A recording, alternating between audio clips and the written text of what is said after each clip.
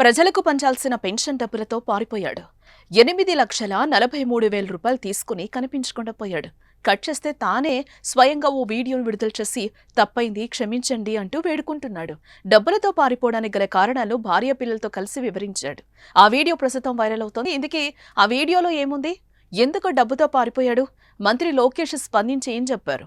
రాష్ట్ర ప్రభుత్వం ప్రతి నెల 1వ తేదీన లబ్ధిదారులకు పెన్షన్ల నగదును అందజేస్తోంది. 1వ తేదీన పెన్షన్ ఇచ్చేలా ముందుగానే ప్రభుత్వ యంత్రాంగం ఏర్పాట్లు చేస్తోంది. రాష్ట్రంలో గ్రామ సచివాలయ, వార్డు సచివాలయ సిబ్బంది పెన్షన్ అందజేస్తున్నారు. అందులో భాగంగానే మార్చి నెల పెన్షన్ను 1వ తేదీన అంటే శనివారం పంపిణీ చేసేందుకు ముందు రోజే నగదును గ్రామ సచివాలయ ఉద్యోగులకు అందజేశారు. అయితే పల్నాడు జిల్లా దాచేపల్లి నగర పంచాయతీ పరిధిలోని సచివాలయం 3లో వెల్ఫేర్ అసిస్టెంట్ సంపత్ లక్ష్మీప్రసాద్ పెన్షన్ల పంపిణీ కోసం 8,43,000 రూపాయలు తీసుకున్నారు.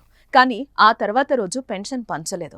మార్చి 1న పెన్షన్ డబ్బులు అందకపోవడంతో పెన్షనర్లు సచివాలయం వద్దకు వెళ్లి ఆరా తీగా సంచలన విషయం బయటపడింది. సంపత్ లక్ష్మీప్రసాద్ ఆ డబ్బుతో పారిపోయినట్టు తెలుసుకున్నారు. అధికారులకు సమాచారం ఇవ్వడంతో సదరు ఉద్యోగిపై పోలీసులకు ఫిర్యాదు చేశారు. దీంతో పెన్షన్ డబ్బులతో పరారైన సచివాలయ ఉద్యోగి కోసం పోలీసులు గాలింపు చర్యలు చేపట్టారు. ఈ క్రమంలోనే లక్ష్మీప్రసాద్ ఓ సెల్ఫీ వీడియో విడుదల చేశాడు. తను ఆన్లైన్ బెట్టింగ్లో చాలా డబ్బులు పోగొట్టుకున్నానని, దీంతో అప్పులు పాలయ్యానని వెల్లడించాడు.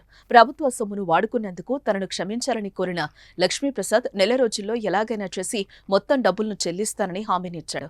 నా తల్లిదండ్రులను బతిమ్లాడైనా డబ్బులు తీసుకొస్తానని తెలిపాడు. 2 రోజులుగా తన భార్య పిల్లలు అన్నం కూడా తినలేదని, అప్పుల మూలంగా ఆత్మహత్య సైతం చేసుకోవాలనుకున్నామని వెల్లడించాడు. తనకు ఒక అవకాశం ఇస్తే మరోసారి ఇలాంటి తప్పు చేయనని కమిషనర్, కలెక్టర్ను ఉద్దేశించి తన భార్య పిల్లలతో కలిసి వీడియోలో చెప్పుకొచ్చాడు. ఈ వీడియో సోషల్ మీడియాలో వైరల్ కావడంతో మంత్రి లోకేష్ స్పందించారు. మనుషులుగా మనం తప్పులు చేస్తూ ఉంటాం, కానీ వాటి నుంచి నేర్చుకోవడం చాలా ముఖ్యం. మీ కుటుంబానికి ప్రాధాన్యత ఇవ్వండి. జీవితాలను నాశనం చేసే బెట్టింగ్ యాప్స్ కు దూరంగా ఉండండి. మీ కుటుంబ భద్రతపై మేం బాధ్యతలు తీసుకుంటాం. ఇంటికి సురక్షితంగా రండి అంటూ రాసుకొచ్చారు. ఆన్లైన్ బెట్టింగ్ అలవాటు ఇలా ఉద్యోగం చేసేవారు కూడా తమ జీవితాన్ని నాశనం చేసుకుంటున్నారు. తమతో పాటు కుటుంబాన్ని కూడా కష్టాల ఊపిలోకి నెట్టేస్తున్నారు.